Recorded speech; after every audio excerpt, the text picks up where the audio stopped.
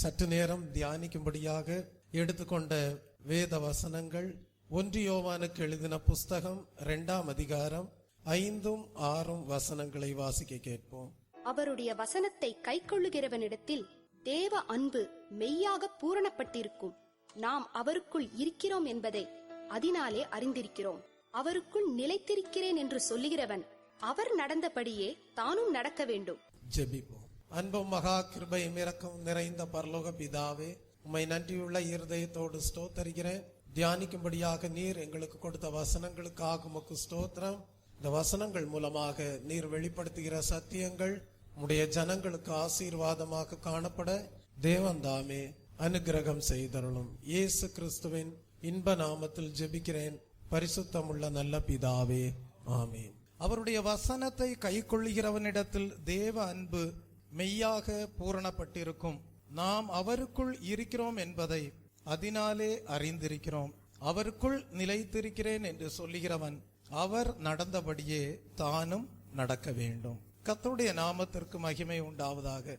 கடந்த சில வாரங்களாக நாம் இந்த வசனங்களை தியானித்து வருகிறோம். Praise the Lord. இந்த வசனத்திலே ஏன் தேவனுடைய வார்த்தைக்கு மிகவும் முக்கியத்துவம் கொடுக்கப்பட்டிருக்கிறது என்பதை நாம் அறிந்து கொள்ள வேண்டும். கடந்த சில வாரங்களாக நாம் இந்த சத்தியங்களை கற்றுக்கொண்டு வருகிறோம்.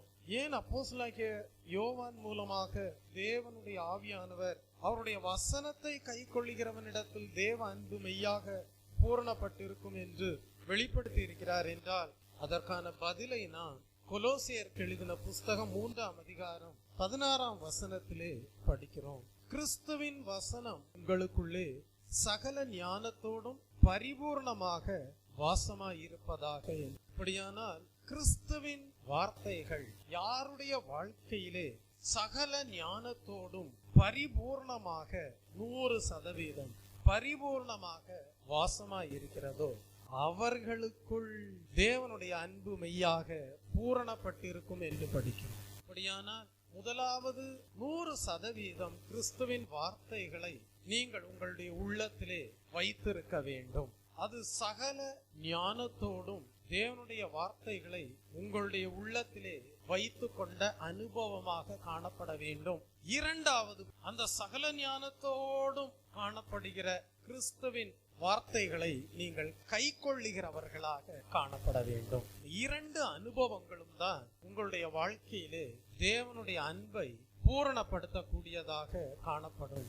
இந்த 2 அனுபவங்களுக்காக நீங்கள் கர்த்தருக்குள் படுகிற பிரயாசங்கள் தான் உங்களுக்குள்ளே தேவனுடைய அன்பை பூர்ணமாக அடைய செய்யக்கூடியதாக காணப்படும். Praise the Lord. யார் பூரண தேவனுடைய அன்பை பெற்று வாழ்கிறார்களோ அவர்கள்தான் கிறிஸ்துவுக்குள் நிலைத்திருக்கக்கூடியவர்களாய் இருக்கிறார்கள்.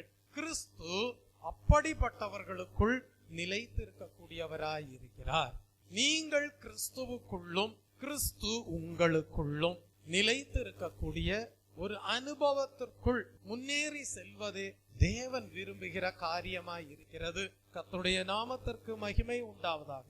இப்படிப்பட்டவர்கள் தான் கிறிஸ்துவுக்குள் நிலைத்திருக்கிறவர்களாக காணப்படுகிறார்கள். இப்படிப்பட்டவர்களுக்குள்ளேதான் கிறிஸ்து நிலைத்திருக்கக்கூடியவராய் இருக்கிறார். இவர்களை குறித்துதான் வேதம் சொல்லுகிறது, இவர்கள் அசைவில்லாத வாழ்க்கை வாழ்கிறவர்கள் என்று. அசைவில்லாத வாழ்க்கை என்றால் என்ன? எங்கேயும் போகாம அசையாம இருக்கிற வாழ்க்கையா? இல்ல. அசைவில்லாத வாழ்க்கை என்று சொல்வதன் அர்த்தம் என்னவென்றால் கிறிஸ்துவின் மேல் வைத்த விசுவாசத்திலே அசைவிறார், தேவனுடைய சித்தம் செய்வதிலே அசைவிறார், தேவனுடைய அன்பிலே அசைவிறார், தேவன் மேல் வைத்த நம்பிக்கையிலே அசைவிறாது. தெய்வ பிள்ளையே, தேவனுடைய வசனத்திலே நீங்கள் நன்றாக வேரூன்றினவர்களாக எவ்வளவு கஷ்டங்கள், போராட்டங்கள், பிரதிகூலங்கள் வந்தாலும் அவைகளின் மத்தியிலேயும் கிறிஸ்துவின் அன்பிலே, விசுவாச வாழ்க்கையிலே, தேவன் மேல் வைத்த நம்பிக்கையிலே, தேவனுடைய சித்தம் செய்வதிலே உங்களுடைய வாழ்க்கையிலே ஒரு அசைவும் இராது. கர்த்தருடைய நாமத்திற்கு மகிமை உண்டாவதாக. கடந்த சில வாரங்களாக நாம் தியானித்த சத்தியம் என்னவென்றால், இப்படி அசைவில்லாத வாழ்க்கை வாழ்கிறவர்களுடைய ஜீவியத்திலே உண்டாயிருக்கக்கூடிய தெய்வீக அனுபவங்கள் எப்படிப்பட்டது என்பதை குறித்து நாம் தியானித்து வருகிறோம். முதலாவது அனுபவமாக நாம் தியானித்த சத்தியம் என்னவென்றால், அசைவில்லாத ஜீவியம் செய்கிறவர்கள் கர்த்தரை நம்பி ஜீவிப்பார்கள். இரண்டாவதாக, அசைவில்லாத ஜீவியம் செய்கிறவர்களுடைய வாழ்க்கையிலே உண்டாயிருக்கக்கூடிய அனுபவம் என்னவென்றால், வேத வசனத்தை அஸ்திபாரமாக கொண்டு தங்களுடைய விசுவாச வாழ்க்கையை கட்டி எழுப்பினவர்களாக காணப்படுவார்கள். மூன்றாவதாக, அசைவில்லாத ஜீவியம் செய்கிறவர்களுடைய வாழ்க்கையிலே உண்டாயிருக்கக்கூடிய அனுபவம் எப்படிப்பட்டதென்றால், அவர்கள் கர்த்தரை தங்களுடைய வாழ்க்கையிலே முன்வைத்து கர்த்தருடைய முகத்தை நோக்கி பார்த்து ஜீவிக்க கூடியவர்களாய் இருப்பார்கள். நான்காவது அனுபவம், அசைவில்லாத வாழ்க்கை வாழ்கிறவர்களுடைய ஜீவியத்திலே உண்டாயிருக்கக்கூடிய நான்காவது அனுபவம் என்னவென்றால், அவர்கள் நீதிமான்களாய் இருப்பார்கள், பரிசுத்தமாக வாழுவார்கள். ஐந்தாவதாக, அசைவில்லாத ஜீவியம் செய்கிறவர்களுடைய வாழ்க்கையிலே உண்டாயிருக்கக்கூடிய அனுபவம் எப்படிப்பட்டதென்றால், கடந்த வாரத்திலே தியானித்தோம், அவர்கள் பண ஆசை இல்லாதவர்களாய் இருப்பார்கள். கர்த்தருடைய நாமத்திற்கு மகிமை உண்டாவதாக. கடந்த வாரத்தில் தியானித்தோம், பணம் எல்லா மனிதனுக்கும் அவசியம்தான். பணம் எனக்கு தேவை, உங்களுக்கு தேவை. பணம் எல்லாவற்றிற்கும் உதவும், பணம் நல்லது. ஆனால் பண ஆசை எப்படிப்பட்டது என்பதை குறித்து கடந்த வாரத்தில் தியானித்தோம். அது எல்லா தீங்குக்கும் வேறாயிருக்கும். இந்த நாளிலே ஆறாவது அனுபவமாக நாம் ஒரு சத்தியத்தை தியானிப்போம். அசைவில்லாத ஜீவியம் செய்கிறவனுடைய வாழ்க்கையிலே உண்டாயிருக்கக்கூடிய ஆறாவது அனுபவம் எப்படிப்பட்டது என்பதை நாம் இந்த ஓய்வு நாளின் காலை வேளையிலே தியானத்திற்காக எடுத்துக்கொள்வோம். வாசியுங்கள். சங்கீதம் 112 சங்கீதம் 5, 6 வசனங்களை வாசியுங்கள். சங்கீதம் 112 சங்கீதம் 5, 6 வசனங்கள். இறங்கி கடன் கொடுத்து தன் காரியங்களை நியாயமானபடி நடப்பிக்கிற மனுஷன் பாக்கியவான், அவன் என்றென்றைக்கும் அசைக்கப்படாதிருப்பான், நீதிமான் நித்திய கீர்த்தியுள்ளவன். இங்கே சங்கீதக்காரன் மூலமாக தேவ ஆவியானவர் வெளிப்படுத்தக்கூடிய ஒரு சத்தியம், இறங்கி கடன் கொடுக்கக்கூடியவனாய் இருப்பான், தன் காரியங்களை நியாயமானபடி நடப்பிக்கிற மனுஷனாக காணப்படுவான், அவன் பாக்கியவானாய் இருப்பான், அவன் என்றைக்கும் அசைக்கப்படாதிருப்பான். Praise the Lord. அப்ப நம்முடைய மெசேஜினுடைய தீம் என்னவென்றால், கிறிஸ்துவுக்குள் நிலைத்திருக்கக்கூடிய வாழ்க்கை, கிறிஸ்து நமக்குள்ளே நிலைத்திருக்கக்கூடிய வாழ்க்கை, நாம் அசைக்கப்படாத ஜீவியம் செய்யக்கூடிய அனுபவம். இதுதான் நம்முடைய மெசேஜினுடைய தீம். இங்கே நாம் படிக்கிறோம், யார் அசைக்கப்படாத ஜீவியம் செய்வார்கள், அவர்களுடைய வாழ்க்கையிலே உண்டாயிருக்கூடிய தெய்வீக அனுபவம் என்ன என்பதை குறித்து நாம் இங்கே படிக்கிறோம். இறங்கி கடன் கொடுத்து தன் காரியங்களை நியாயமானபடி நடப்பிக்கிற மனுஷன் பாக்கியவான், அவன் என்றென்றைக்கும் அசைக்கப்படுவதில்லை. இந்த வசனத்தின் துவக்கத்திலிருந்தே நீங்கள் படிப்பீர்கள் என்றால், கர்த்தருக்கு பயந்து அவருடைய கட்டளைகளில் மிகவும் பிரியமாயிருக்கிற மனுஷன் பாக்கியவான், அவன் சந்ததி பூமியில் பலத்திருக்கும், செம்மையானவர்களின் வம்சம் ஆசீர்வதிக்கப்படும், ஆஸ்தியும் ஐஸ்வர்யமும் அவன் வீட்டில் இருக்கும், அவனுடைய நீதி என்றைக்கும் நிற்கும் என்றெல்லாம் படித்து விட்டு கீழே சொல்லப்பட்டிருக்கிறது. அப்படிப்பட்ட நீதிமானுடைய வாழ்க்கை எப்படி காணப்படுமா? அசைக்கப்படாததாக காணப்படுமா? அப்படிப்பட்ட நீதிமான் என்ன செய்வானா? இறங்கி கடன் கொடுக்கக்கூடியவனாக காணப்படுவானா? அவன் காரியங்களை நியாயமானபடி நடப்பிக்கிற மனுஷனாக காணப்படுவானா? பாக்கியவானாக இருப்பானா? அவன் என்றைக்கும் அசைக்கப்படாதிருப்பான் என்று படிக்கிறோம். ஆனால் கடைசி வசனம் என்ன சொல்லுகிறது? துன்மார்க்கன் அதை கண்டு மனமடிவாகி தன் பற்களை கடித்து கரைந்து போவான், துன்மார்க்கருடைய ஆசை அழியும் என்று படிக்கிறோம். ஆகவே நீங்கள் கிறிஸ்துவுக்குள் வாழ்கிறவர்களாக, கிறிஸ்து உங்களுக்குள் நிலைத்திருக்கக்கூடிய உண்மையான பூர்ண அன்பினால் நிரம்பின ஜீவியம் செய்வீர்களானால் நிச்சயமாகவே நீங்கள் இறங்கி கடன் கொடுக்கக்கூடியவர்களாக காணப்படுவீர்கள். நீங்கள் இரக்க குணம் உள்ளவர்களாக காணப்படுவீர்கள். ஏழைகளுக்கு உதவக்கூடிய குணம் உள்ளவர்களாக காணப்படுவீர்கள். ஏழைக்கு இறங்குகிறவன் யாருக்கு கடன் கொடுக்கிறான்? கர்த்தருக்கு கடன் கொடுக்கிறான். அப்படி இறங்கி ஏழை எளியவர்களுக்கு, திக்கற்றவர்களுக்கு, விதவைகளுக்கு, தேவையோடு காணப்படுகிறவர்களுக்கு சரியான நன்மைகளை செய்யக்கூடியவர்களாக நீங்கள் இருப்பீர்களானால் ஒரு நாளும் கிறிஸ்துவின் அன்பிலே அசைவில்லாமல் காணப்படுவீர்கள். காரணம் என்னவென்றால், நீங்கள் செய்கிற நன்மைகள் ஏழைகளுக்கு என்று செய்தாலும் அது கர்த்தருக்கே கடன் கொடுத்ததாக காணப்படும். ஆகவே கிறிஸ்துவின் அன்பிலே எந்நாளும் நிலைத்திருக்கக்கூடியவர்களாக காணப்படுவீர்கள். இந்த நாளின் தூது எதை குறித்தென்றால், ஏழைகளுக்கு கொடுத்தலை குறித்த ஒரு தூதாக காணப்படுகிறது. ஏழைகளுக்கு கொடுக்க நீங்கள் மறந்து போகக்கூடாது. பழைய ஏற்பாட்டிலே அந்நியருக்கும் பரதேசிகளுக்கும் கொடுக்க வேண்டிய பிரமாணத்தை கூட தேவன் வேத புஸ்தகத்திலே எழுதி வைத்தார்.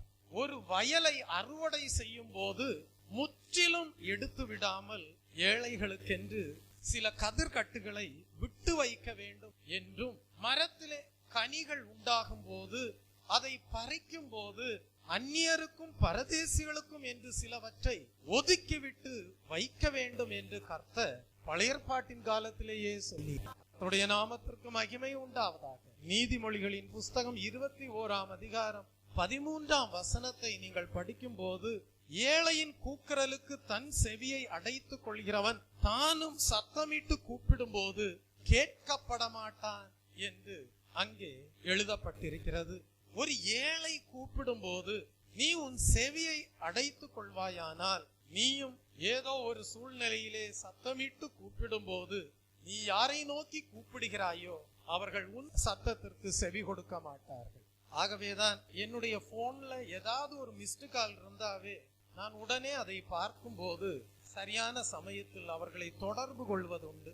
ஏதோ ஒரு தேவைக்காக நம்மை தொடர்பு கொண்டிருப்பார்கள். நம்மால் இயன்ற உதவிகளை அவர்களுக்கு செய்ய முடியுமா, அறிந்து கொள்வோம் என்று சொல்லி ஒரு போன் காலையும் நான் என்ன செய்வதில்லை என்றால் அலட்சியப்படுத்துவதில்லை.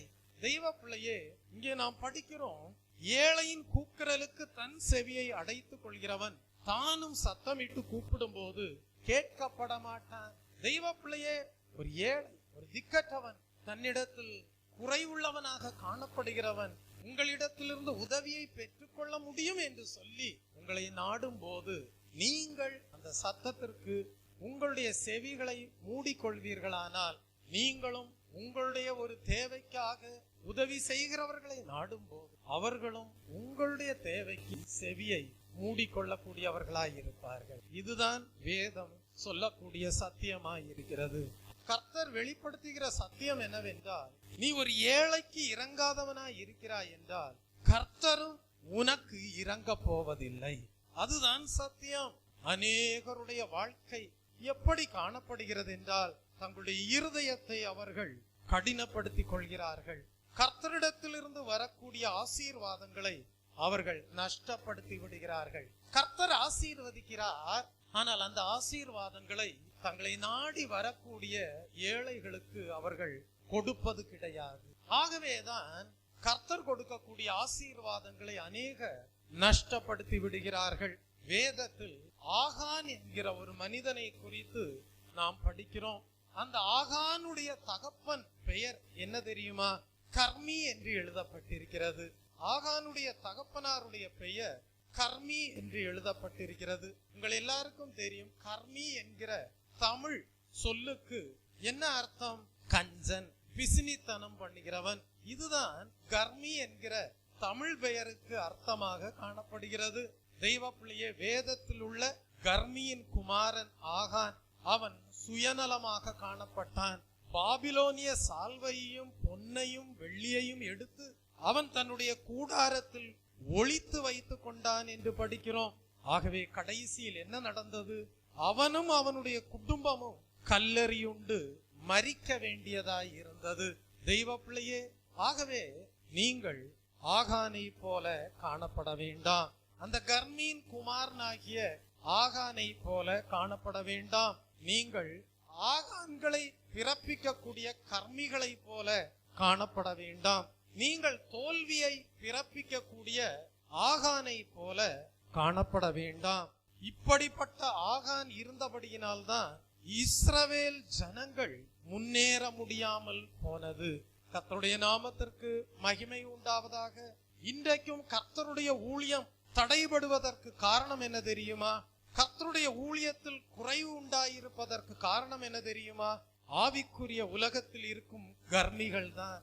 ஆவிக்குரிய உலகத்தில் இருக்கக்கூடிய கர்மிகளால் தான் இன்றைக்கு கர்த்தருடைய ஊழியம் தடைபடுவதாக காணப்படுகிறது. கர்த்தருடைய ஊழியத்தில் குறைவு உண்டாக கூடியதாக காணப்படுகிறது. ஏழைக்கு சேர வேண்டியதை வஞ்சிக்க கூடிய கர்மிகள், கர்த்தருக்கு சேர வேண்டியவைகளை வஞ்சிக்க கூடிய கர்மிகள் இன்றைக்கும் காணப்படுகிறார்கள். தெய்வ ஜனமே, அப்படிப்பட்டவர்களுக்கு கர்த்தர் ஒரு நாளும் இரக்கம் காட்ட போவதில்லை. கர்த்தருடைய நாமத்திற்கு மகிமை உண்டாவதாக. அது மாத்திரமல்ல, நீங்கள் திக்கற்றவர்களுக்கும் விதவைகளுக்கும் என்ன செய்ய வேண்டும்? உதவி செய்ய வேண்டும் என்று படிக்கிறோம். யாக்கோபுக்கு எழுதின புஸ்தகம் 1ஆம் அதிகாரம் 27ஆம் வசனத்தை வாசித்து பாருங்கள். யாக்கோபுக்கு எழுதின புஸ்தகம் 1ஆம் அதிகாரம் 27ஆம் வசனம். திக்கற்ற பிள்ளைகளும் விதவைகளும் படுகிற உபத்திரவத்திலே அவர்களை விசாரிக்கிறதும் உலகத்தால் கரைபடாதபடிக்கு தன்னை காத்துக் கொள்கிறதுமே பிதாவாகிய தேவனுக்கு முன்பாக மாசில்லாத சுத்தமான பக்தியாயிருக்கிறது என்று படிக்கிறோம். தெய்வ பிள்ளையே, திக்கற்ற பிள்ளைகளையும் விதவைகளையும் விசாரிக்கிற ஊழியத்தையும் அவர்களுக்கு கொடுக்கிற கடமையையும் கர்த்தர் உங்களுடைய கரங்களிலே கொடுத்திருக்கிறார். அப்படிப்பட்டவர்களை ஒரு நாளும் நீங்கள் ஒடுக்க கூடாது. அப்படிப்பட்டவர்களை நீங்கள் ஒரு நாளும் ஏளனம் பண்ணக்கூடாது. அவர்கள் மனம் சோர்ந்து போகும்படியாக ஒரு நாளும் பேசக்கூடாது. செல்வந்தர்களுக்கே நீங்கள் உதவி செய்தால் அந்த உதவியினால் என்ன பிரயோஜனம் உண்டு? நீதிமொழிகள் 19ஆம் அதிகாரம் 17ஆம் வசனத்திலே படிக்கிறோம்.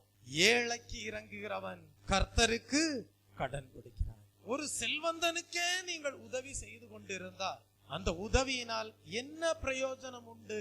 அது கர்த்தருக்கு கடன் கொடுத்ததாக எண்ணப்படாதே. இந்த ஓய்வு நாளின் காலை வேளையிலே உங்கள் வாழ்க்கையை சற்று ஆராய்ந்து பாருங்கள்.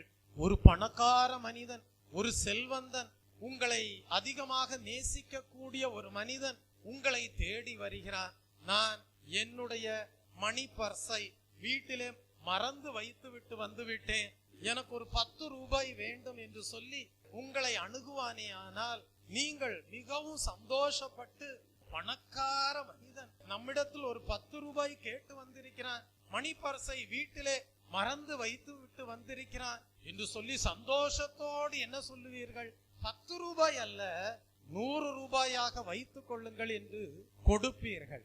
ஏன் 10 ரூபாய் கேட்ட பணக்காரனுக்கு 100 ரூபாய் கொடுக்கிறீர்கள்? காரணம் உங்களுக்கு தெரியும், அந்த செல்வந்தனுடைய அன்பு என்றைக்கும் உங்களுக்கு கிடைக்கும்.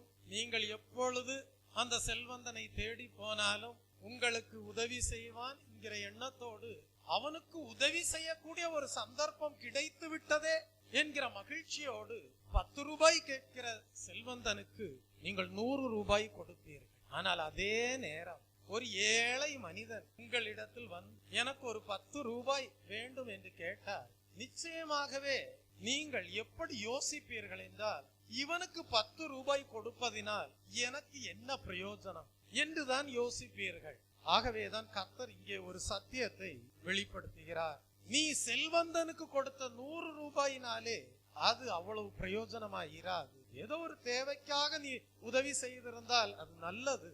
ஆனால் அவனிடத்தில் நாடி போகும்போது எனக்கு இன்னும் அதிக உதவிகள் கிடைக்குமே என்கிற சந்தோஷத்தோடு 10 ரூபாய் கேட்ட செல்வந்தனுக்கு நீ 100 ரூபாய் கொடுத்திருப்பாயானால் உன்னுடைய எண்ணங்கள் அது நியாயமற்றதாகவே காணப்படும்.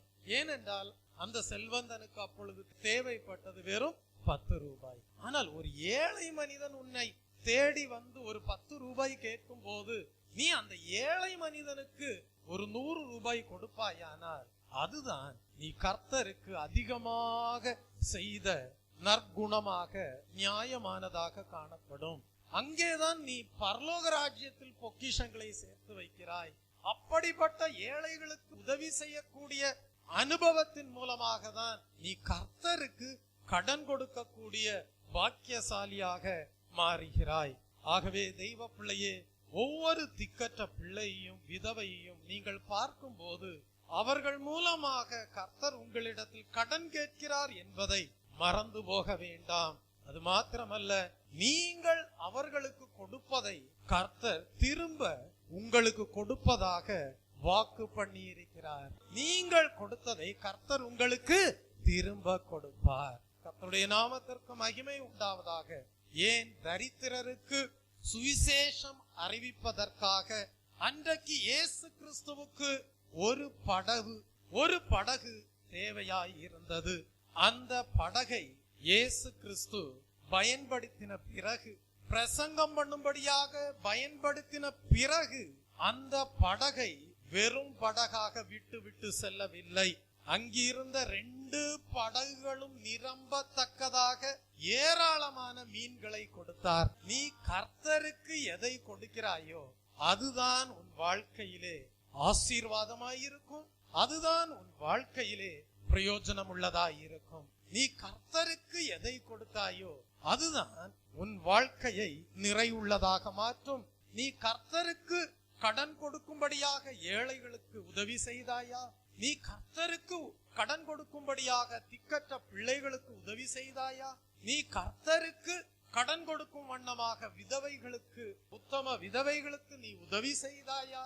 இவைகளெல்லாம் கர்த்தரிடத்திலிருந்து மறுபடியுமாக உனக்கு ஆசீர்வாதங்களை கொண்டு வரும். லூக்கா எழுதின சுவிசேஷ புஸ்தகம் 5ஆம் அதிகாரம் 2 முதல் 7 வசனங்களை நீங்கள் படிப்பீர்கள் என்றால், அங்கே கெனசரேத்து கடலருகே நின்றபோது திரளான ஜனங்கள் தேவ வசனத்தை கேட்கும்படி இயேசு கிறிஸ்துவனிடத்தில் நெருங்கினார்கள் என்று படிக்கிறோம். அப்பொழுது கடற்கரையிலே நின்ற 2 படகுகளை இயேசு கிறிஸ்து கண்டார்.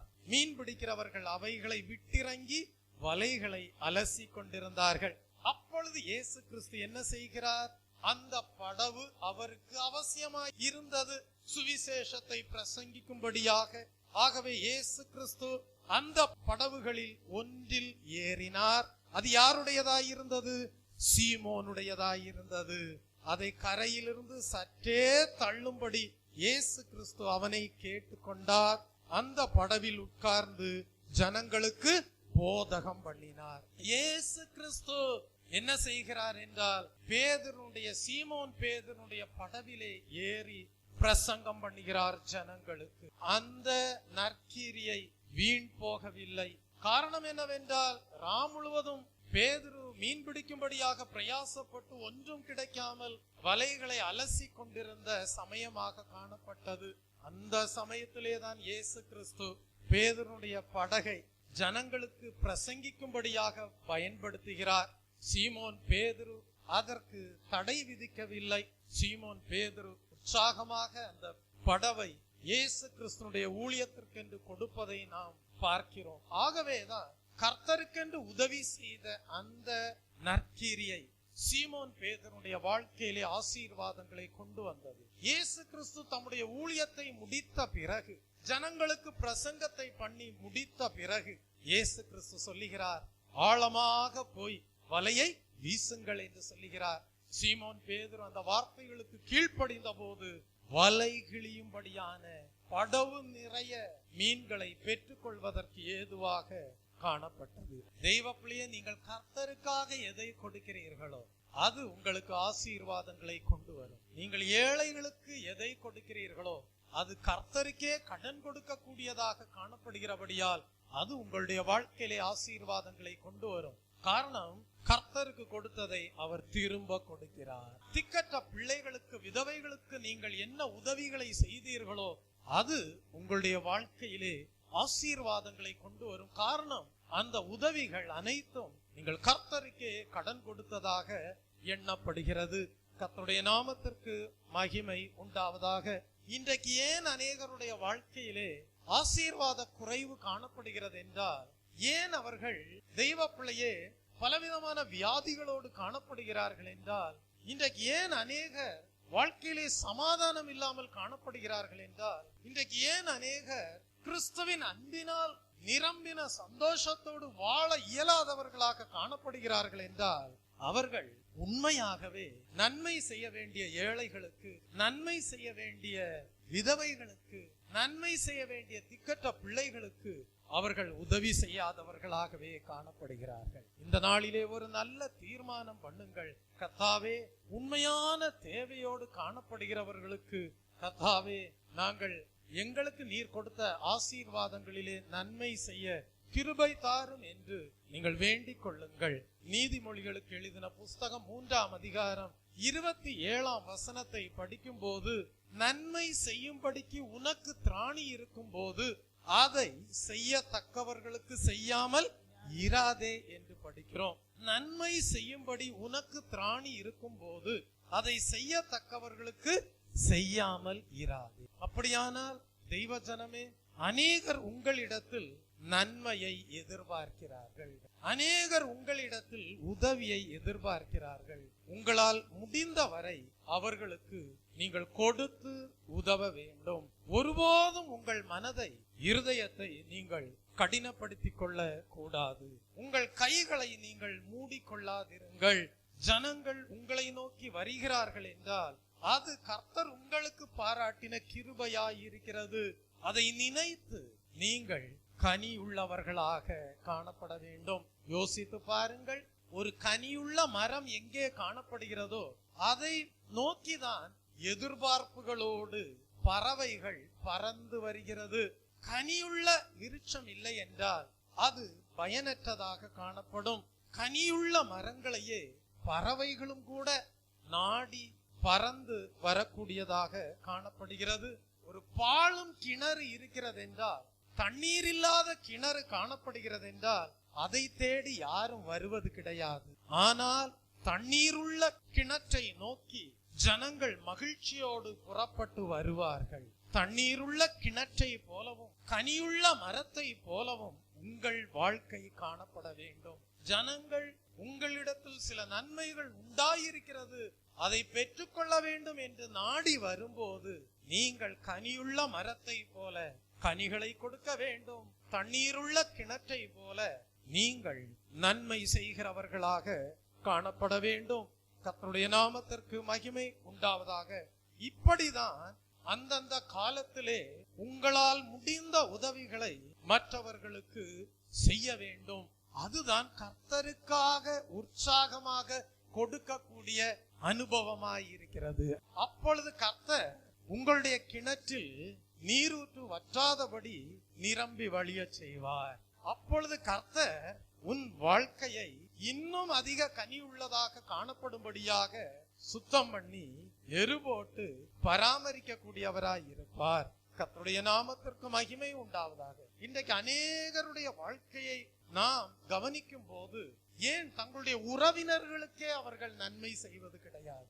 ஏன் அவர்களுடைய நண்பர்களுக்கே அவர்கள் உதவி செய்வது கிடையாது? அப்படிப்பட்ட மனிதர்களாக கூட இன்றைக்கு அநேக ஜனங்கள் காணப்படுகிறார்கள். ஒரு உறவினர் தேடி வரும்போது, ஒரு சொந்தக்காரர் உற்றார் தேடி வரும்போது, ஒரு நண்பன் தேடி வரும்போது என்ன செய்வது கிடையாது என்றால், தேவையான ஒரு நன்மைக்காக, என்னிடத்தில் இருக்கக்கூடிய ஒரு தேவையான நன்மைக்காக என்னை நாடி வந்திருக்கிறாரே என்று சொல்லி அவர்களுக்கு நன்மை செய்வது கிடையாது. ஆகவேதான் ஞானி எழுதுகிறான், நன்மை செய்யும்படிக்கு உனக்கு திராணி இருக்கும் போது அதை செய்யத்தக்கவர்களுக்கு செய்யாமல் இரா. நீங்கள் தானியேலுடைய வாழ்க்கையை சற்று கவனித்து பார்ப்பீர்கள் என்றால், தானியேல் தீர்க்கதரிசியின் புஸ்தகம் 2ஆம் அதிகாரம் 49ஆம் வசனத்தை படிப்பீர்கள் என்றால், தானியேலை கர்த்தர் உயர்த்தினார். தானியேலை கர்த்தர் உயர்த்தின போது தானியேல் தன்னுடைய சிநேகிதர்களுக்கு நன்மை செய்ய தவறவில்லை என்று படிக்கிறோம். தானியேல் ராஜாவை கேட்டுக்கொண்டதின் பேரில் அவன் சாத்ராக்கையும் மேஷாக்கையும் ஆபேத்நேகோவையும் பாபிலோன் மாகாணத்து காரியங்களை விசாரிக்கும்படி வைத்தான் என்று படிக்கிறோம். கர்த்தருடைய நாமத்திற்கு மகிமை உண்டாவதாக. தானியேலிடத்தில் காணப்பட்ட ஒரு நல்ல குணத்தை பாருங்கள். அவன் உயர்த்தப்பட்ட ஒரு நாள் வந்தபோது அவன் தன்னுடைய நண்பர்களாகிய சாத்ராக் மேஷாக் ஆபேத்நேகோவையும் அவன் என்ன செய்தான் என்றால், பாபிலோன் மாகாணத்து காரியங்களை விசாரிக்கும்படி வைத்தான் என்று படிக்கிறோம். தெய்வ ஜனமே, உங்களுடைய வாழ்க்கையிலேயும் கர்த்தர் உயர்வை கொடுக்கக்கூடியவராய் இருக்கிறார். அந்த உயர்வை நீங்கள் தேவனிடத்திலிருந்து பெற்றுக்கொள்ளும் போது நீங்கள் என்ன செய்ய வேண்டும்? நன்மை செய்ய வேண்டியவர்களுக்கு நீங்கள் செய்யாமல் போய்விடக் கூடாது. அப்படி நீங்கள் போய்விடுவீர்களானால், நன்மை செய்யும்படிக்கு திராணி இருக்கும் போது அதை செய்யத்தக்கவர்களுக்கு செய்யாமல் போவீர்களானால், நிச்சயமாகவே கர்த்தர் மென்மேலும் உங்களுக்கு உயர்வையும் ஆசீர்வாதங்களையும் கொடுக்க இயலாது. நீங்கள் கர்த்தருக்கு கடன் கொடுக்கிறவர்களாய் இருந்தால்தான் கர்த்தர் உங்களுக்கும் ஆசீர்வாதங்களை வருஷிக்க செய்யக்கூடியவராய் இருப்பார். இன்றைக்கு அநேகர் தங்களுடைய வாழ்க்கையிலே கர்த்தர் ஆசீர்வதிக்க முடியாதபடி அவர்களே அவர்களுடைய வாழ்க்கையிலே சுவரை கட்டி எழுப்பக்கூடியவர்களாய் இருக்கிறார்கள். எங்களுக்கு கர்த்தருடைய ஆசீர்வாதம் வேண்டாம் என்று சொல்லும் விதத்திலேதான் அநேகருடைய நடவடிக்கைகள் காணப்படுகிறது. அப்படிப்பட்டவர்கள் தெய்வ பிள்ளையே ஒரு நாளும் தங்களுக்கு தேவன் கொடுக்கிற உயர்வையும் தேவன் கொடுக்கிற ஆசீர்வாதங்களையும் பாதுகாத்து கொள்ள முடியாது. ஆம் தெய்வ பிள்ளையே, கர்த்தர் உயர்த்தும் போது அநேகர் கர்த்தருக்கு முன்பாக வெட்கப்படக்கூடியவர்களாக காணப்படுகிறார்கள். தங்கள் நண்பர்களையும் கூட அருகே வர விடாதவர்களாக காணப்படுகிறார்கள். தெய்வ ஜனமே, இன்றைக்கு உங்களுடைய வாழ்க்கை எப்படி காணப்படுகிறது சற்று ஆராய்ந்து பாருங்கள். தெய்வ ஜனமே, வேதத்திலே நாம் அடிக்கடி படிக்கக்கூடிய ஒரு ஐஸ்வர்யவானுடைய வாழ்க்கையை நாம் அறிந்திருக்கிறோம். தெய்வ பிள்ளையே, அவனுக்கு நன்மை செய்யக்கூடிய திராணி இருந்தது. லாசரு அவனுடைய வீட்டின் வாசற்படியிலே தான் படுத்து கிடக்கிறான். லாசரு ஐஸ்வர்யவானுடைய வீட்டின் வாசற்படி அண்டையிலே தான் படுத்து கிடக்கிறான். ஆனால் இந்த ஐஸ்வர்யவான் எப்படி வாழ்ந்து கொண்டிருக்கிறான்? இரத்தாம்பரம் உடுத்தி சம்பிரமமாக சாப்பிட்டு அவன் என்ன செய்கிறான் என்றால், அவனுடைய பண்டக சாலையை எல்லாம் இடித்து பெரிதாக்கி அவன் சேர்த்து கொண்டே இருக்கிறான். ஆனால் அவனுடைய வீட்டின் வாசற்படி அருகேதான் லாசருவும் காணப்படுகிறான். உதவி செய்யக்கூடிய தூரத்திலே, உதவி செய்யக்கூடிய நிலையிலே அந்த லாசருவுக்கு செய்ய வேண்டிய நன்மைகளை செய்ய வேண்டிய விதத்தில் வாழ வேண்டிய ஐஸ்வர்யவான் எப்படி காணப்பட்டான்? இந்த லாசருவை குறித்து கவலையே படவில்லை. லாசருவை குறித்து கொஞ்சம் கரிசனையோடு காணப்படவில்லை. அவன் தான் இரத்தாம்பரம் உடுத்தான், சம்பிரமமாக வாழ்ந்தான், சாப்பிட்டான், களஞ்சியங்களை இடித்தான். ஆத்துமாவே, நீ பூரி போடு, களிப்பாயிரு, இன்னும் நான் சேர்த்து வைக்கிறேன் என்று சொல்லி அவன் என்ன செய்தான் என்றால், தன் ஆத்துமாவோடே பேசக்கூடியவனாய் இருந்தான். அந்த லாசருவோடு ஒரு நாள் உட்கார்ந்து பேசினான் என்று வேதத்தில் எழுதப்படவில்லை. அவன் தன் ஆத்துமாவோடையே பேசிக் கொண்டிருந்தான், ஒரு சுயநலவாதியை போல. ஆத்துமாவே, இன்னும் சந்தோஷப்படு, இன்னும் மகிழ்ச்சியாயிரு, களஞ்சியங்களை இடிக்கிறேன், பொக்கிஷ சாலையை இடிக்கிறேன், இன்னும் பெரிதாக்குகிறேன் என்று சொல்லி ஆத்துமாவோடைய பேசக்கூடியவனாய் இருந்தான். அவன் ஏழை எளியவர்களுக்கு உதவினதாக வேதத்தில் எழுதப்படவில்லை. திக்கற்ற பிள்ளைகளுக்கும் விதவைகளுக்கும் உதவினதாக எழுதப்படவில்லை. ஏன் தன்னுடைய நண்பர்களுக்கும் தன்னுடைய சொந்தக்காரர்களையும் கூட அவன் கூட்டி சேர்த்து அவர்களுக்கு செய்ய வேண்டிய உதவிகளை செய்ததாக எழுதப்படவில்லை.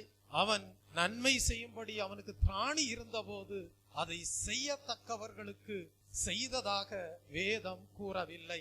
இப்படியாக அவனுடைய வாழ்க்கை எப்படி காணப்பட்டதென்றால், பரலோக ராஜ்யத்திலே பொக்கிஷங்களை சேர்த்து வைக்காதவனாக இந்த பூமியிலேயே களஞ்சியங்களை இடித்து பெரிதாக்கி பொக்கிஷங்களை சேர்த்து வைக்க கூடியவனாக காணப்பட்டான். கர்த்தருக்கு கடன் கொடுத்தவனாக அவனுடைய வாழ்க்கை காணப்படவில்லை.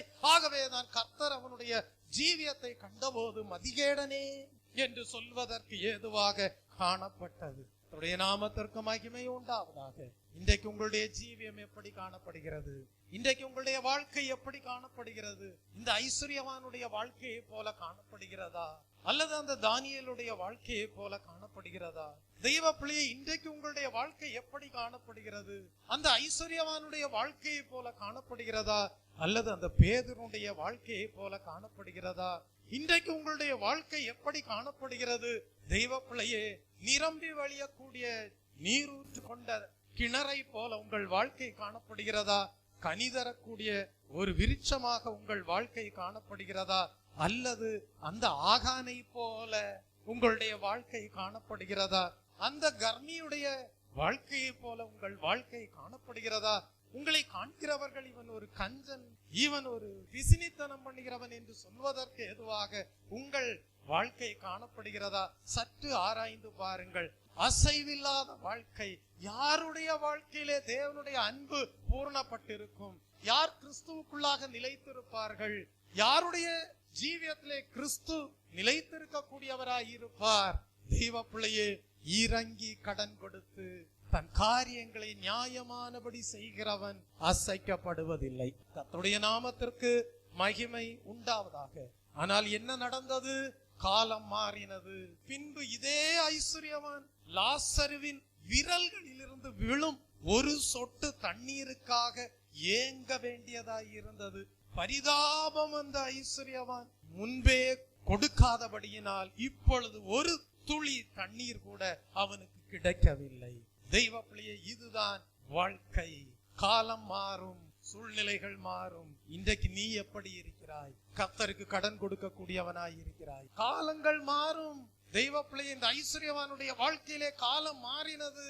லாசனுடைய விரலில் நுனியிலிருந்து ஒரு சொட்டு தண்ணீருக்காக இந்த ஐஸ்வர்யவான் ஏங்கினான். ஆனால் அதை அவன் பெற்றுக்கொள்ள முடியவில்லை. அவனுடைய வாழ்க்கையை சற்று இந்த ஓய்வு நாளின் காலையிலே ஆராய்ந்து பார். நீ கர்த்தருக்கு கடன் கொடுக்கக்கூடிய மனிதனாக காணப்படுகிறாயா? ஏழைகளுக்கும் திக்கற்ற பிள்ளைகளுக்கும் விதவைகளுக்கும் வேண்டிய நன்மை தேவைப்படுகிறவர்களுக்கும் செய்யத்தக்கவர்களுக்கு செய்யக்கூடிய நன்மை செய்யக்கூடிய ஒரு மனிதனாக மனுஷியாக காணப்படுகிறாயா? சற்று ஆராய்ந்து பார்க்க வேண்டிய நேரமாக தேவன் இந்த சத்தியங்களை உங்களுக்கு உபதேசம் பண்ணுகிறார். இந்த உலக வாழ்க்கை சீக்கிரமாக கடந்து போகக்கூடியது. ஆகவே உங்களுக்கு ஐஸ்வர்யம் இருக்கும் போது மற்றவர்களுக்கு, திக்கற்றவர்களுக்கு, ஏழைகளுக்கு, தரித்திரருக்கு கொடுங்கள். கர்த்தருக்கு கடன் கொடுங்கள் என்று உரைக்கிறார். கர்த்தருக்கு உற்சாகமாய் பரிபூர்ணமாய் கொடுங்கள். கலாத்தியருக்கு எழுதின புஸ்தகம் 6ஆம் அதிகாரம் 9ஆம் வசனத்தை படிக்கும் போது, நன்மை செய்கிறதில் சோர்ந்து போகாமல் இருப்போமாக, நாம் தளர்ந்து போகாதிருந்தால் ஏற்ற காலத்தில் அறுப்போம் என்று படிக்கிறோம். பவுல் கலாத்திய சபைக்கு எழுதுகிறார், நன்மை செய்கிறதில் சோர்ந்து போகாதிருங்கள்.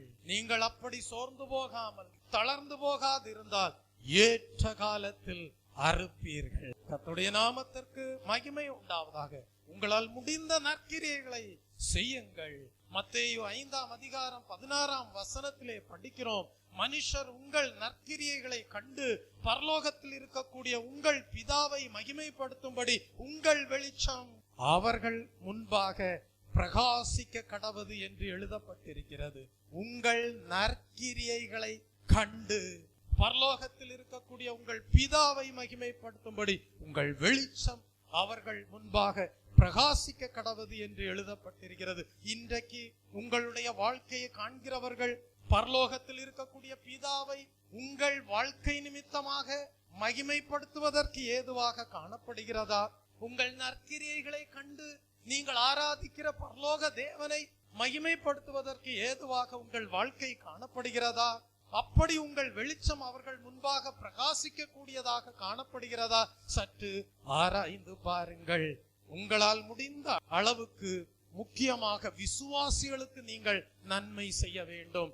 கலாத்தியருக்கு எழுதின புஸ்தகம் 6ஆம் அதிகாரம் 10ஆம் வசனத்திலே படிக்கிறோம், நமக்கு கிடைக்கும் சமயத்திற்கு தக்கதாக யாவருக்கும் விசேஷமாக விசுவாச குடும்பத்தார்களுக்கும் நன்மை செய்வோமாக. பவுல் எழுதுகிறார், ஒரு சபையில இருக்கீங்க, ஒரு விசுவாசி கஷ்டப்படுறாங்க, அந்த விசுவாசிக்கு உதவி செய்யக்கூடிய விதத்தில் நீங்கள் இன்னொருவராகிய நீங்கள் ஆசீர்வதிக்கப்பட்டிருக்கிறீர்கள் என்றால், அந்த முடியாத விசுவாசி உங்களிடத்தில் வரும்போது கேட்கும் போது நீங்கள் இரக்க குணமுள்ளவர்களாக இருந்து உதவி செய்ய வேண்டும். கர்த்தருடைய நாமத்திற்கு மகிமை உண்டாவதாக. அப்படிதான் நம்முடைய சபை காணப்படுகிறது.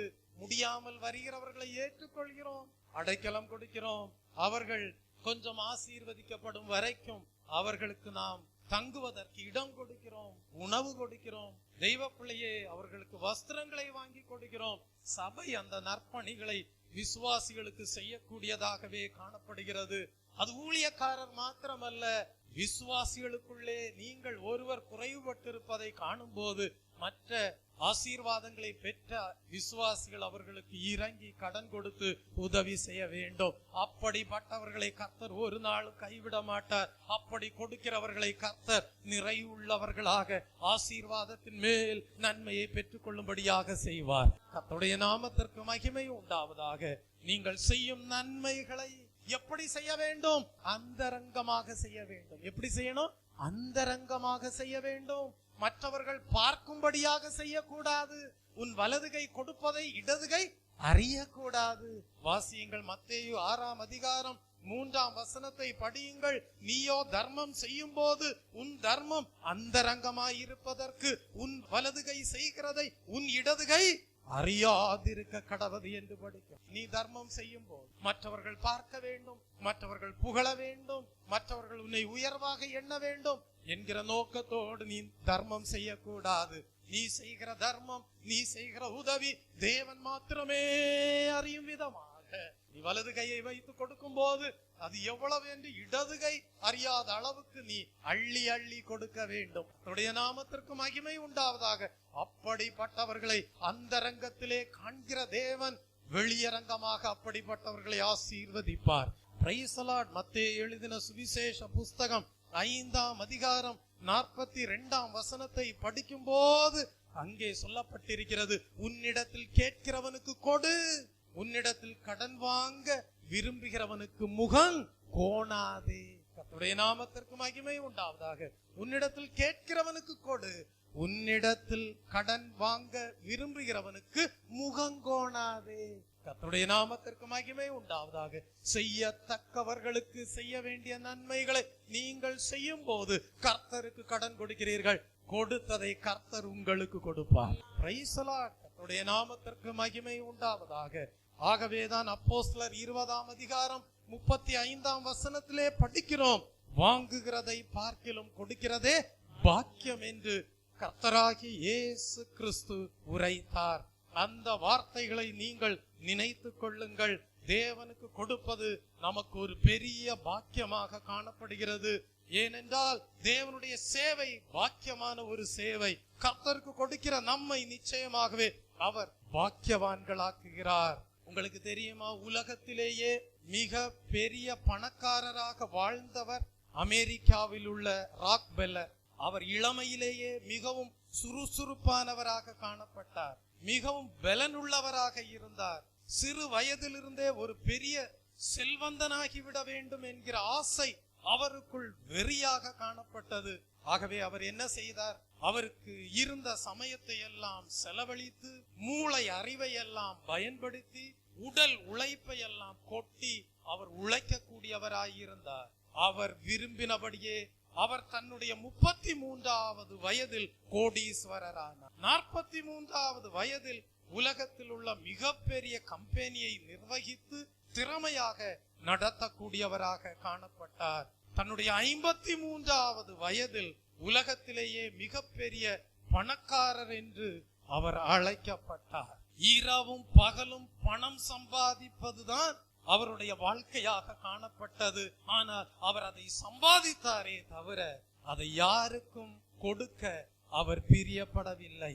அவற்றையெல்லாம் தொழிலில் முதலீடு செய்தார். வெள்ளியும் பொன்னும் அவருடைய வீட்டில் கொட்டி கிடந்தது. செல்வாக்கையும் மதிப்பையும் அவர் பெற்றார். ஆனால் அவர் ஒரு கஞ்சனாகவே ஜீவித்து வந்தார். என்ன நடந்தது தெரியுமா? 53வது வயதின் இறுதியில் அவரை ஒரு கொடிய வியாதி பற்றி கொண்டது. அலோபீசியா என்ற வியாதியின் நிமித்தம் அவருடைய தலையிலும் முடியிலும் இருந்த, முகத்திலும் இருந்த முடி அத்தனையும் கொட்டி போய்விட்டது. வழுக்கையானார். ஒன்றன் பின் ஒன்றாக பல வியாதிகளும் நோய்களும் அவரை பிடித்து வதைத்தது. அவரால் உணவு அருந்த முடியவில்லை. அவருடைய இனத்தவர்களும் சொந்தக்காரர்களும் இவரை விரும்பவில்லை. காரணம், இவர் யாருக்கும் உதவி செய்ய மாட்டார். கொடுக்கக்கூடிய குணம் இவருக்கு கிடையாது. ஆகவே சொந்தக்காரர்களும் இவரை விரும்பவில்லை. ஆகவே கடைசியில் சொந்தக்காரர்களும் அவரை தள்ளி வைத்தார்கள். கடைசியில் அவர் உயிருக்கு பயந்தபடியினால் பல மெய் காப்பாளர்களை வைத்துக் கொள்ள வேண்டியதாய். தெய்வ ஜனமே, அவருடைய 54வது வயதில் டாக்டர்கள் அவரை சந்திக்கிறார்கள். சந்தித்து, உங்களிடம் நோய் முற்றிவிட்டது, இனிமேல் நீங்கள் இந்த பூமியிலே வாழ முடியாது என்று அந்த பணக்காரரிடம் தெரிவித்தார்கள். இப்பொழுது அந்த கோடீஸ்வரன் மிகுந்த கலக்கம் உண்டானது. தான் மரித்தவுடன் என்ன நடக்கும் என்று சிந்திக்க ஆரம்பித்தார். அவருடைய அடக்க ஆராதனைக்காக பெட்டி செய்யப்பட்டது. எந்த கல்லறையிலே வைக்க வேண்டும், யார் அடக்க ஆராதனை செய்ய வேண்டும் என்பதையெல்லாம் அவரிடம் வந்து கலந்து ஆலோசித்தார்கள். அப்படிப்பட்ட ஒரு துயர நிலைமையிலே அவருடைய இருதயம் மிகுந்த வேதனையினாலே துடிக்கக்கூடியதாக காணப்பட்டது. எவ்வளவு கோடி கோடியாக சம்பாதித்தோம், என்ன பிரயோஜனம், பூமியில் இருக்க முடியவில்லையே, வாழ்க்கை வீணாய் முடிய போகிறதே என்று சொல்லி மிகவும் கவலைப்பட்டார்.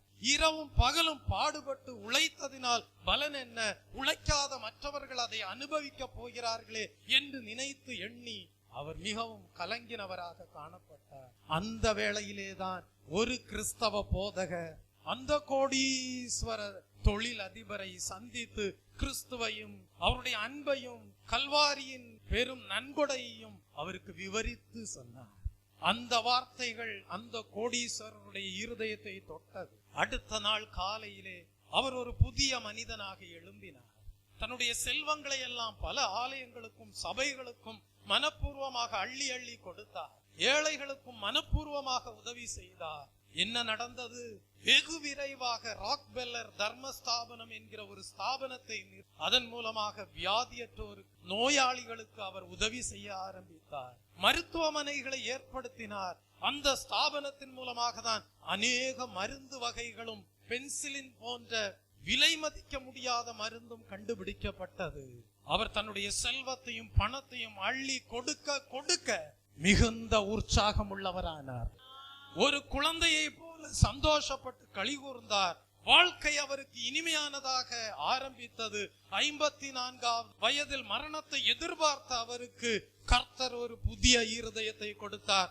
அந்த இருதயம் கர்த்தருக்கு என்று கொடுத்து மகிழ்ந்து களி கூர்ந்து கொண்டே இருக்கக்கூடிய இருதயமாக காணப்பட்டது. அவர் மரிக்கவில்லை, வாழ்ந்து கொண்டே இருந்தார். அவர் தன்னுடைய 98வது வயதில் கடைசி மூச்சை விடும் வரைக்கும் கர்த்தருக்கென்று அவர் கொடுத்து கொண்டே இருந்தார். பாக்கியமான வாழ்க்கையாக அவருடைய வாழ்க்கை விளங்கினது. ஆம், தெய்வ பிள்ளையை கொடுப்பது உண்மையாகவே பாக்கியமானது. தெய்வ பிள்ளையே, அவர் 98 வயது வரைக்கும் பரலோக ராஜ்யத்தில் பொக்கிஷங்களை சேர்த்து வைக்கக்கூடியவராய் இருந்தார். அசைவில்லாத ஜீவியம் செய்தார். இன்றைக்கு உன்னுடைய வாழ்க்கை எப்படி காணப்படுகிறது? நாம் வாசிக்க கேட்ட வசனத்திற்கு வருவோம். 112ஆம் சங்கீதத்திற்கு கடந்து வருவோம். அங்கே சங்கீதக்காரன் என்ன எழுதுகிறான்? தெய்வ பிள்ளையே, இறங்கி கடன் கொடுத்து தன் காரியங்களை நியாயமானபடி நடப்பிக்கிற மனுஷன் பாக்கியவான், அவன் என்றைக்கும் அசைக்கப்படுவதில்லை. கர்த்தருக்கு பயந்து அவருடைய கட்டளைகளில் மிகவும் பிரியமாயிருக்கிற மனுஷன் பாக்கியவான். தெய்வ ஜனமே, தேவன் உங்களுக்கு இந்த சத்தியங்களை எதற்காக விளக்கி கொடுத்திருக்கிறார் என்றால், நீங்கள் இந்த பூமியிலே சம்பாதிக்கிற சம்பாத்தியங்கள் அனைத்தும் நீங்கள் பரலோக ராஜ்ய வீட்டிற்கு செல்லும் போது அது உங்களுக்கு பொக்கிஷங்களாக அங்கே காணப்பட வேண்டும். வேதத்தில் சொல்லப்பட்ட அந்த ஐஸ்வர்யவானை போல உங்கள் ஜீவியம் காணப்படக்கூடாது. அவனுடைய வாழ்க்கை பரலோகத்திலே பொக்கிஷங்களை சேர்த்த ஜீவியமாக காணப்படவில்லை. இன்றைக்கு உங்களுக்கு நல்ல சந்தர்ப்பங்கள் கிடைத்திருக்கிறது விசுவாச குடும்பங்களுக்கு நன்மை செய்யும்படியாக. உங்களுக்கு தெரியும், வேதத்தில் ஒரு சம்பவம் குறிப்பிட்டு சொல்லப்பட்டிருக்கிறது. அந்த சம்பவத்தை மாத்திரம் சொல்லி செய்தியை முடிக்க தேவாவியானவர் விரும்புகிறார். நாபால் என்கிற ஒரு மனிதனை குறித்து நாம் 1 சாமுவேலின் புஸ்தகம் 25ஆம் அதிகாரம் 3ஆம் வசனத்திலே படிக்கிறோம். அந்த நாபால் என்கிற மனிதன் ஒரு முரடனாக காணப்பட்டான், துராகிரதனுமாக காணப்பட்டான்.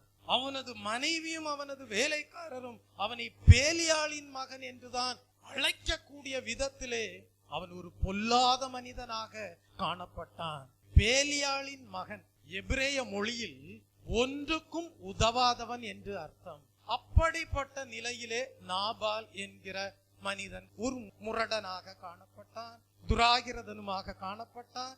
அவனுடைய சொந்த மனைவியும் வேலைக்காரரும் கூட அவனை ஒரு பேலியாளின் மகன், ஒன்றுக்கும் உதவாதவன் என்று சொல்லக்கூடிய விதத்திலேதான் அந்த நாபால் என்கிற மனிதனுடைய வாழ்க்கை காணப்பட்டது.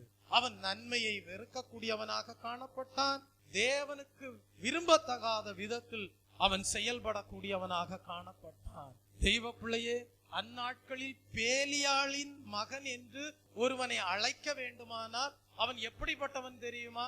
சரியான நல்ல சட்ட திட்டங்களுக்கு எதிர்த்து நிற்கக்கூடியவன் என்றுதான் அதனுடைய பொருளாக காணப்படுகிறது. அப்படியானால் அந்நாட்களிலே இருந்த நல்ல சட்ட திட்டங்களுக்கு அவன் எதிர்த்து நிற்கக்கூடிய ஒரு பேலியாளின் மகனாக இந்த நாபால் காணப்பட்டான்.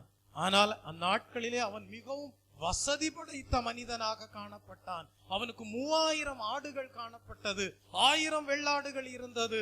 மாகோன் வனாந்திரத்தின் வெளியிடங்களில் நாபாலின் ஆடுகளை மேய்ப்பர்கள் மேய்த்து வந்தார்கள். அப்பொழுது தாவீதும் அவனோடு இருந்த மனுஷரும் அந்த மேய்ப்பர்களுக்கும் ஆடுகளுக்கும் மிகவும் பாதுகாப்பாக காணப்பட்டார்கள்.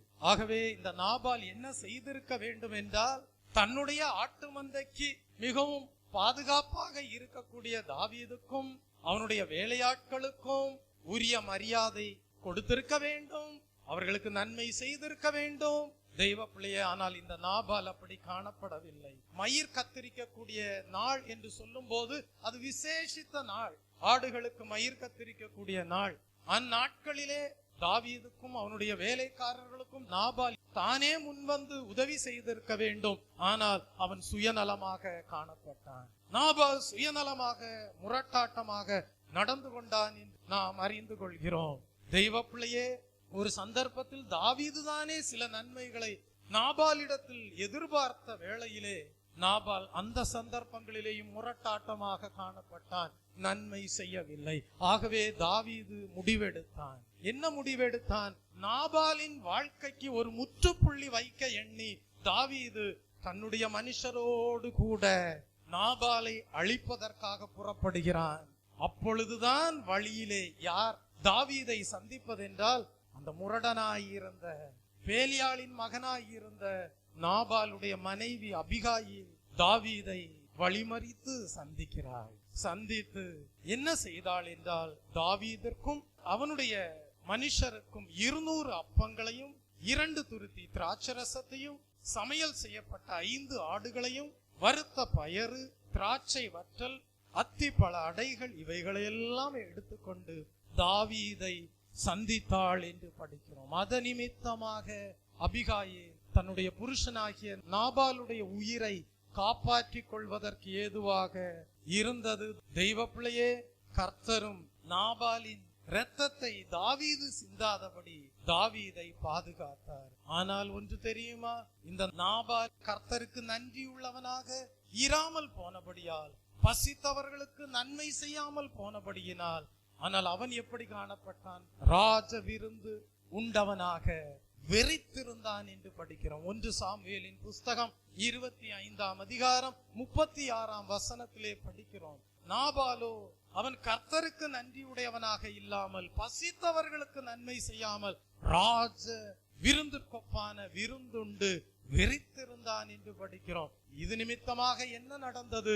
தேவனுடைய கோபாக்கினையை நாபால் சந்தித்தான். பரிதாபகரமாக அவனுடைய வாழ்க்கை முடிந்து போனது என்று படிக்கிறோம். தெய்வ ஜனமே, இன்றைக்கு உங்களுடைய வாழ்க்கை எப்படி காணப்படுகிறது? அந்த நாபாலை போல, அந்த ஆகானை போல, அந்த வேதத்தில் சொல்லப்பட்டிருக்கக்கூடிய தான தர்மம் செய்யாத ஐஸ்வர்யவானை போல உங்களுடைய வாழ்க்கை காணப்படுகிறதா? அல்லது அந்த தானியேலை போல, பேதனுடைய வாழ்க்கையை போல, அபிகாயிலை போல உங்களுடைய வாழ்க்கை காணப்படுகிறதா? சற்று ஆராய்ந்து பாருங்கள். எழும்பி நிற்போமா? உங்களுடைய வாழ்க்கையை ஒப்பு கொடுங்கள். இறங்கி கடன் கொடு. தன் காரியங்களை நியாயமானபடி நடப்பிக்கிற மனுஷன் பாக்கியவான், அவன் என்றைக்கும் அசைக்கப்படுவதில்லை.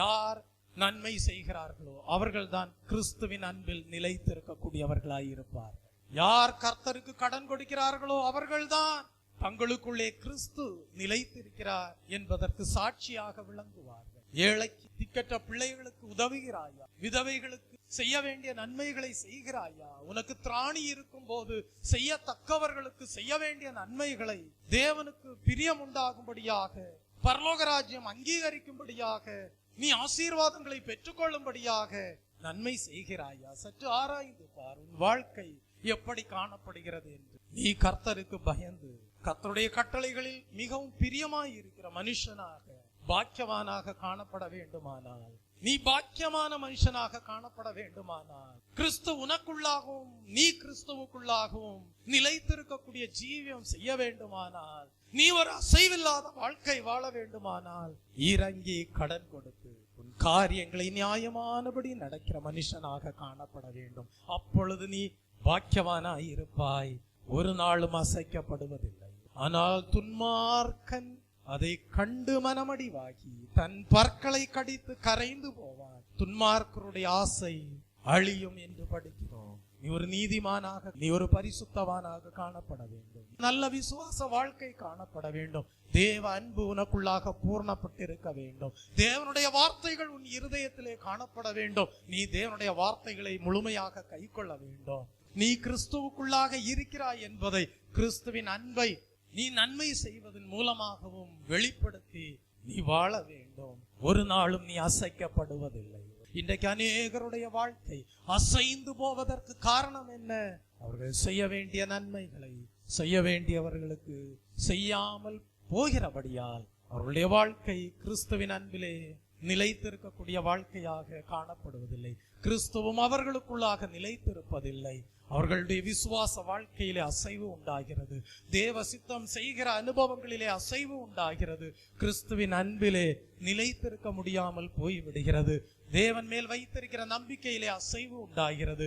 உன் வாழ்க்கை அசை உள்ளதாக அல்ல, அசைவில்லாததாக காணப்பட வேண்டும். ஆகவே கர்த்தாவே, இந்த ஓய்வு நாளிலே எங்களுக்கு சத்தியங்களை வெளிப்படுத்துகிறே, நாங்களும் கர்த்தாவே உமக்கு கடன் கொடுக்கிறவர்களாக வாழ கிருபை நல்கிறோம் என்று வேண்டிக் கொள்ளுங்கள். உங்கள் ஒவ்வொருடைய வாழ்க்கையும் செய்ய தக்கவர்களுக்கு செய்ய வேண்டிய நன்மை செய்யக்கூடிய ஜீவியமாக காணப்படட்டும். அது கர்த்தருக்கு கடன் கொடுத்த வாழ்க்கையின் அனுபவமாக காணப்படட்டும். கர்த்தருக்கு கொடுத்ததை கர்த்தர் உங்களுக்கு திரும்ப கொடுப்பார். அப்படிப்பட்ட பாக்கியமுள்ள வாழ்க்கையாக சபையோரே உங்கள் ஒவ்வொருடைய ஜீவியம் காணப்பட, பரலோக ராஜ்யத்திலே பொக்கிஷங்கள் உண்டாயிருக்க வேண்டும் என்கிற கிறிஸ்துவின் சிந்தையோடு உங்கள் ஒவ்வொருடைய வாழ்க்கையும் காணப்பட தேவன் கிருபை நல்குவாராக. ஆமென். ஜெபிப்போம். அன்பும் மகா கிருபையும் இரக்கமும் நிறைந்த பரலோக பிதாவே, இந்த ஓய்வு நாளின் காலை வேளையிலே அசைவில்லாத வாழ்க்கை வாழ்கிறவர்களுடைய ஜீவியத்திலே உண்டாயிருக்கக்கூடிய 6வது தெய்வீக அனுபவத்தை தியானிக்கும்படியாக செய்தீரே. அவர்கள் கர்த்தாவே உமக்கு கடன் கொடுக்கக்கூடியவர்களாயிருக்கிறார்கள். ஏழைகளுக்கு, திக்கற்ற பிள்ளைகளுக்கு, விதவைகளுக்கு கர்த்தாவே நன்மை செய்ய வேண்டியவர்களுக்கு ஏற்ற நன்மைகளை, பரலோக ராஜ்யம் அங்கீகரிக்கக்கூடிய நன்மைகளை, கர்த்தாவே உமக்கு பிரியமான காரியங்களை நன்மையாக செய்கிறவர்களாய் இருப்பார்கள் என்கிற சத்தியத்தை தியானிக்க செய்தீரே.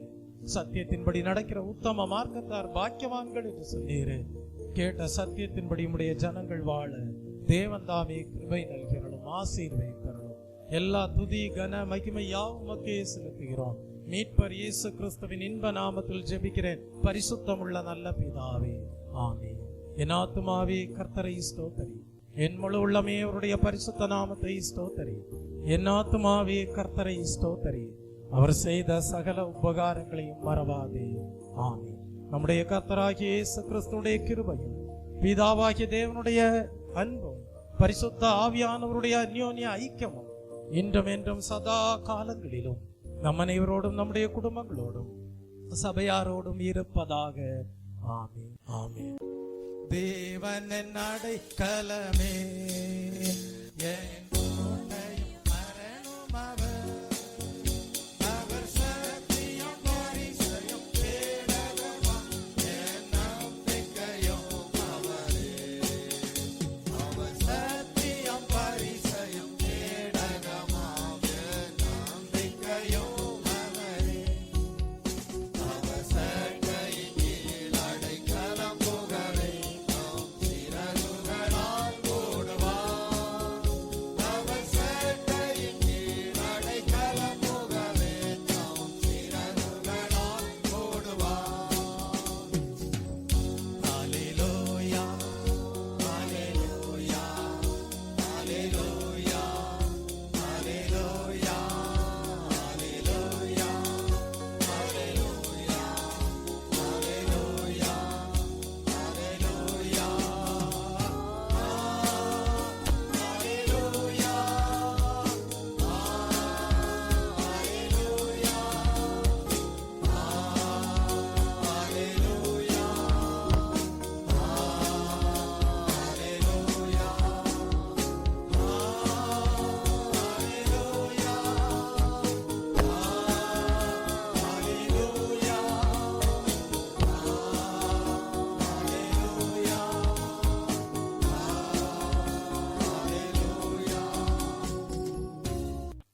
கேட்ட சத்தியத்தின்படி இறங்கி கடன் கொடுத்து உங்கள் காரியங்களை நியாயமானபடி செய்கிறவர்களாக, கர்த்தருக்கு கடன் கொடுக்கிறவர்களாக, பரலோக ராஜ்யத்திலே மிகுதியான பொக்கிஷங்களை சேர்த்து வைத்தவர்களாக, கிறிஸ்து உங்களுக்குள்ளாகவும் நீங்கள் கிறிஸ்துவிலே நிலைத்திருக்கக்கூடியவர்களாக அசைவில்லாத வாழ்க்கை வாழ தேவன் உங்களுக்கு கிருபை நல்குவாராக. ஆமென்.